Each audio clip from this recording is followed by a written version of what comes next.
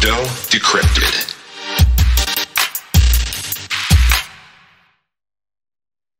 So like you experience every Tuesday here on Cryptocurrent Live, we like to break down one big concept for you. And this week we're breaking down blockchain gaming. Now, blockchain gaming is a massive, massive subject. So if you want us to focus on a more specific part of this puzzle, please let us know in the comments or get at us on Twitter. You can reach Richard at Richard Carthon, or me, you can reach at not Stephen Miller. Nope, that's just on Ethereum. At Steve Miller _ PHX. Let us know what we can cover for you here on Crypto Decrypted, but we're going to take apart blockchain gaming kind of from the bottom up this week. So first and foremost, we need to set kind of an understanding as to why gaming is moving on chain.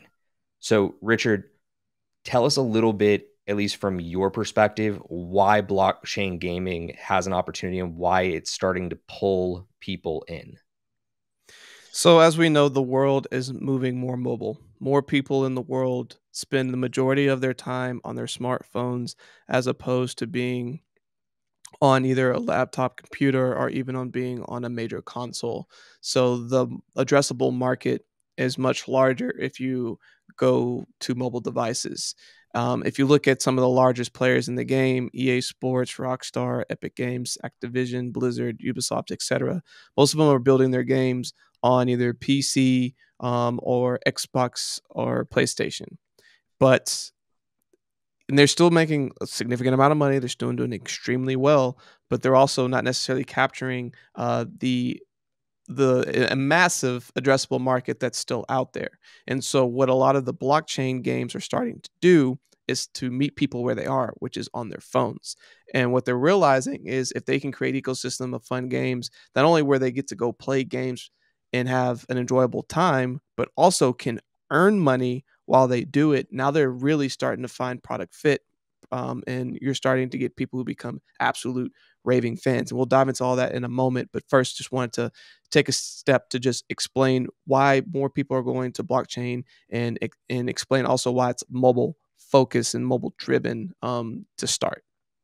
Yeah, and the other big piece of the puzzle here as to why blockchain gaming is really, gaining a lot of momentum is because these AAA gaming studios have long controlled the power because of a concept that we'll dive into a little bit later with pay to win. So yes, you're probably familiar if you've played any number of games from any number of these bigger studios. There are DLCs, downloadable content, that you can purchase for an additional fee on top of having to pay for the game that you already own. And that's just a net gain for the AAA studio. There is no gain to you by owning that as an asset. So that's why we're now seeing the rise of tokenized assets in this whole ecosystem. So how are we doing this? Well, we're delivering this as NFTs.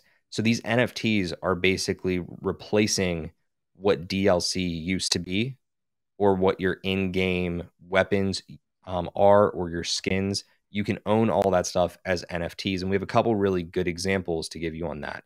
So Richard, why don't you walk us through a couple of these examples, and I can comment where you want me to.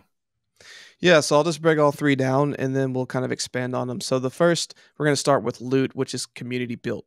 So what Loot is an NFT that basically has a bunch of like features, if you will, that kind of explain how you would be able to use that NFT in a game. So whether it is talking about a shield that you can use to protect yourself, or a helmet, or certain gloves, etc.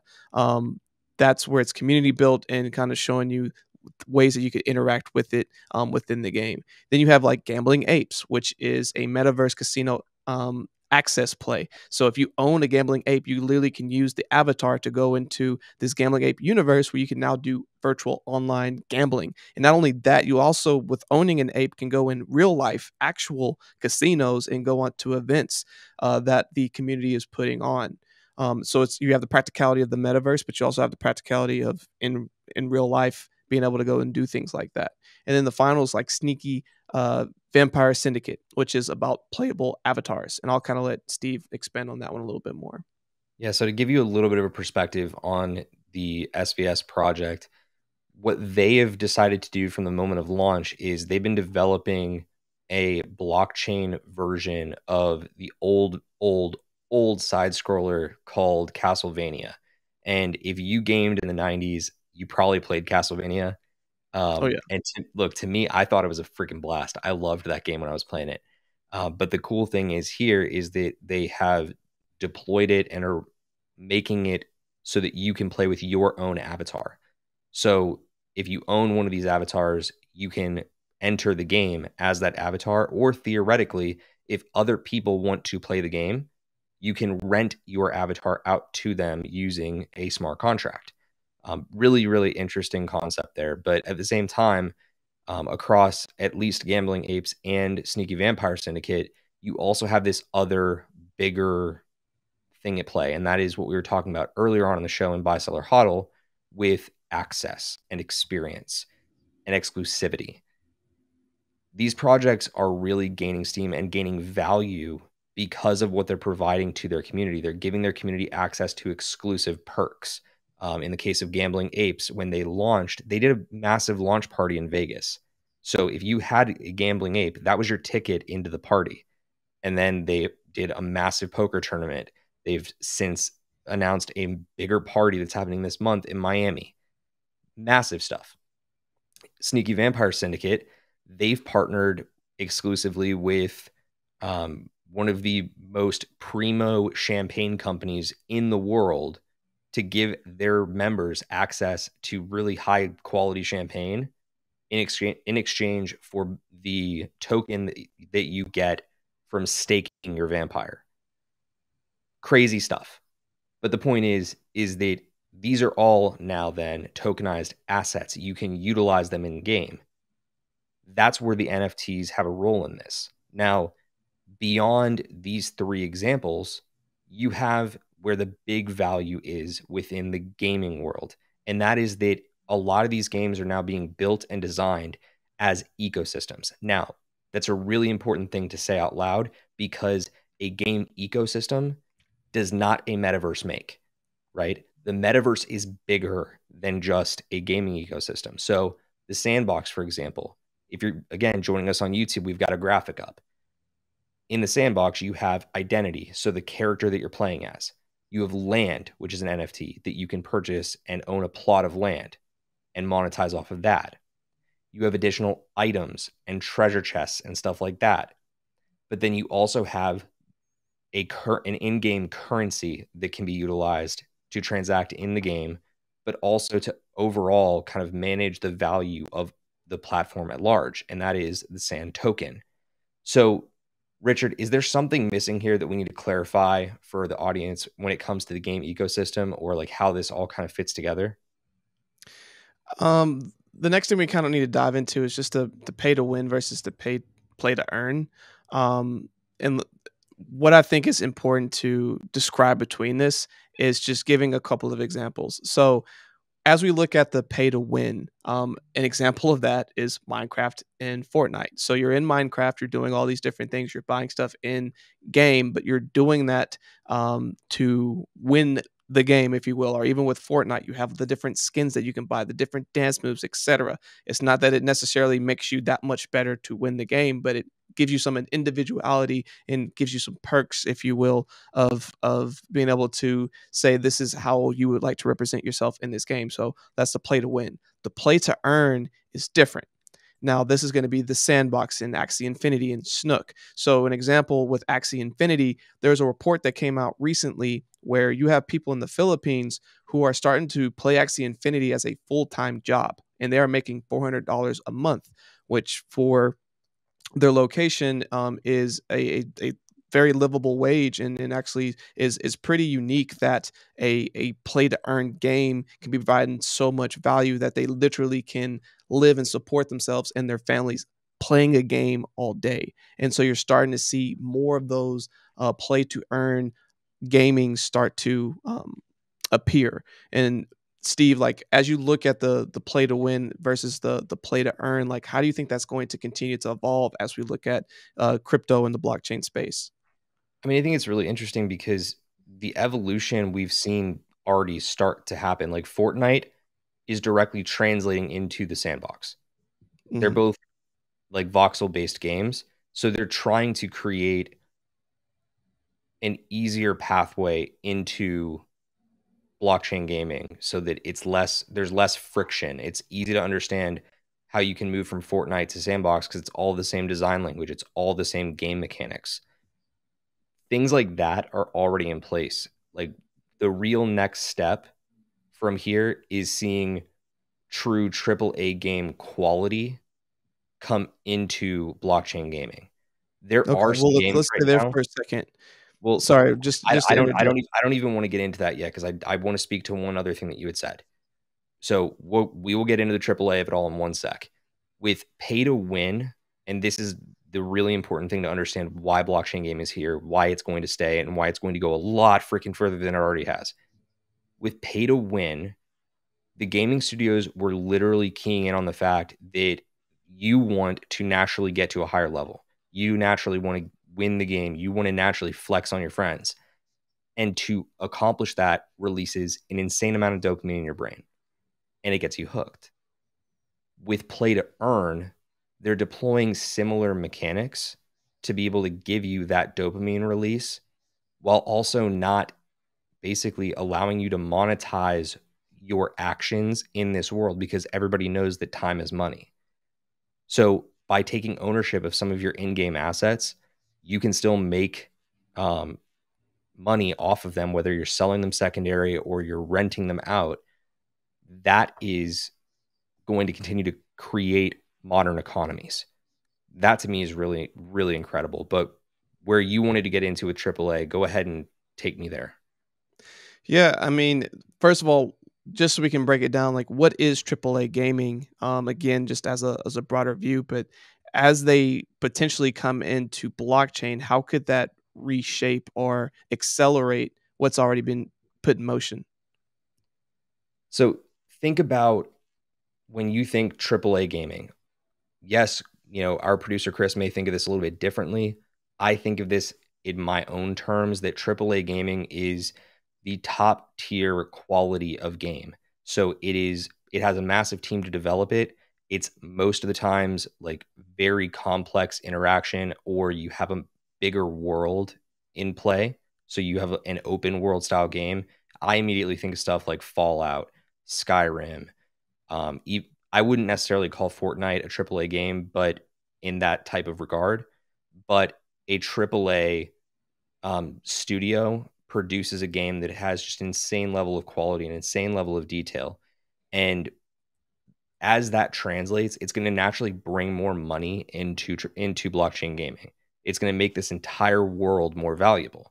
So I guess to answer your question, like AAA games and that type of money that it takes to bring a AAA game to market, they're already coming. So like you have independent studios that are developing what would be considered a AAA game, but because they're independent, they still don't have the resources of an Epic Games. They still don't have the resources of a Rockstar Games or even I don't even want to conceptualize what Activision Blizzard can do in this world, but with that type of money, bringing a AAA game to market's a lot easier. So um, the question that you were starting to get to, which was when will AAA gaming come, and also kind of like what is AAA gaming looking like right now? I immediately point people to Illuvium, Star Atlas, and Big Time. These three games at large are creating open worlds, extremely dynamic gameplay. The graphics are insane. So I immediately start looking at that stuff. And the one that I'm leaving out that I just recently did a massive dive into is called Sidus, Sidus. They're doing this all not just as like a game that you play on your computer that can interact on the web. They're doing it as a browser based game. And it still looks like this. So behind the scenes, like that's a crazy thing to begin with, but that's how I view AAA gaming. What do you think the overall effect is going to be here with AAA gaming coming into blockchain games? It's going to bring hardcore gamers into blockchain and crypto ultimately. If you look at one of the fastest growing, biggest opportunities in the last decade, it's been in the world of gaming.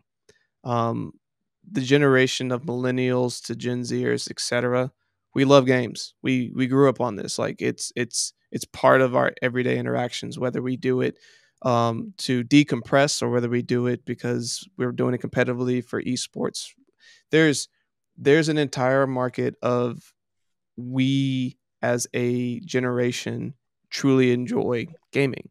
And not only that, this generation, as we begin to also make money, will spend money in gaming, like gladly. Like we're not having to go to mom and dad anymore to do some things. Like we have the means to be able to go and make some stuff happen. So I think that as the gaming community continues to evolve and get larger, you're going to see more money pour into it because that's just organically what typically happens. And once these big players, these AAA gaming start seeing that, they're not going to want to lose their market share. They're going to start looking at some of these smaller entities that are building out these gaming studios and and just through sheer resources be able to be like, oh, look at that, they did something pretty cool, here's how we're going to crush them and come in and try to dominate, and they'll have a leg up to potentially do it. They won't have the first mover advantage, but they will have the resources to be able to create something pretty competitive, and I think that's very attractive.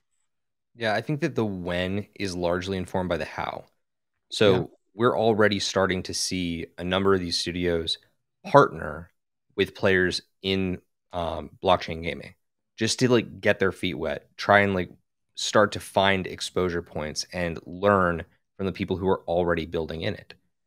So I think one of the teams that we heard about was Ubisoft.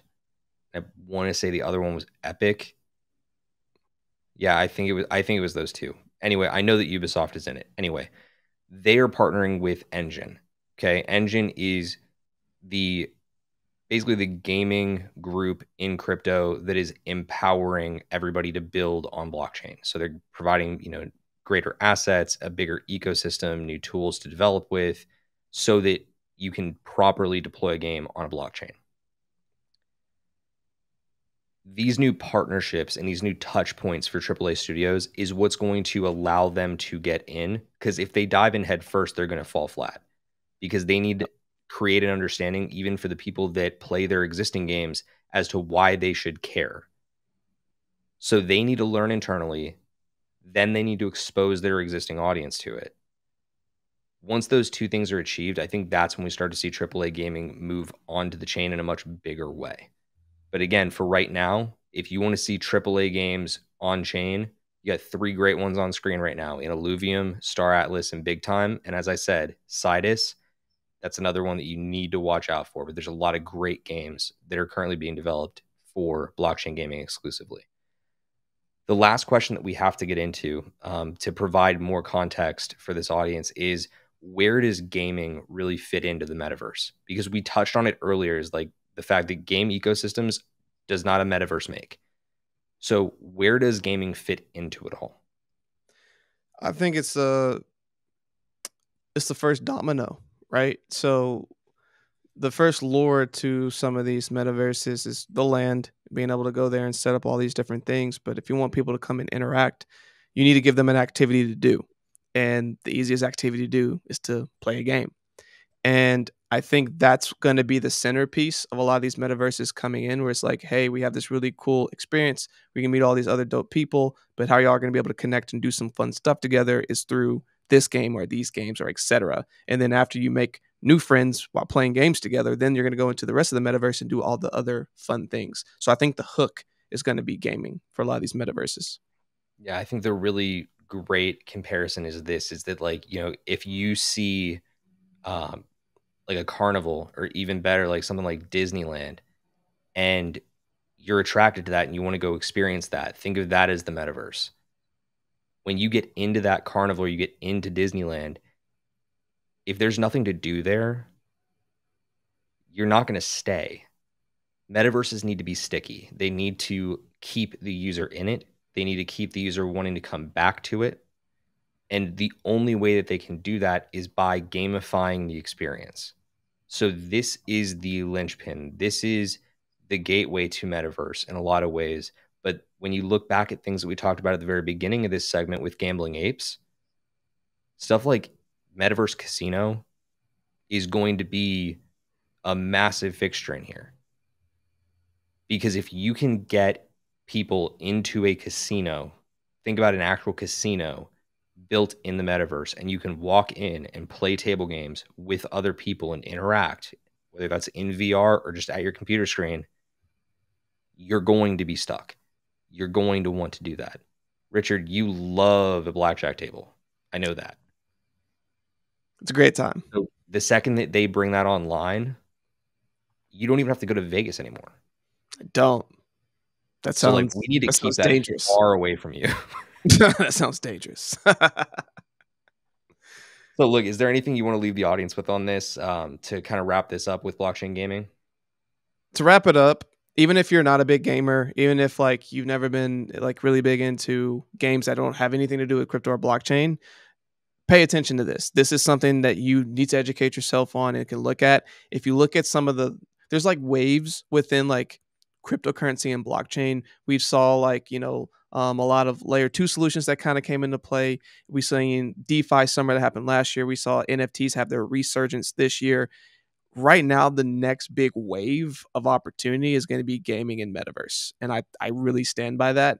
And right now is a great time to be educating yourself on this. So if you enjoyed today's content, I would recommend listening to this a couple times, checking out some of the resources that we shared with you. But there's no excuse not to be educating yourself on the opportunities that are happening right now, because I would venture to say some of the crypto gaming and metaverse plays, and we're going to stick with gaming right now, are going to absolutely crush some of these other alt companies and opportunities that are out there. And let's call it the next 3 to 4 years. I don't think it's going to be close. I was gonna say 3 or 4 years. Talk about the current cycle. I Yeah. mean, I'm dead serious. The majority of the gains that I've seen in the last 5 to 6 weeks have been in gaming projects. Yeah. So do your diligence.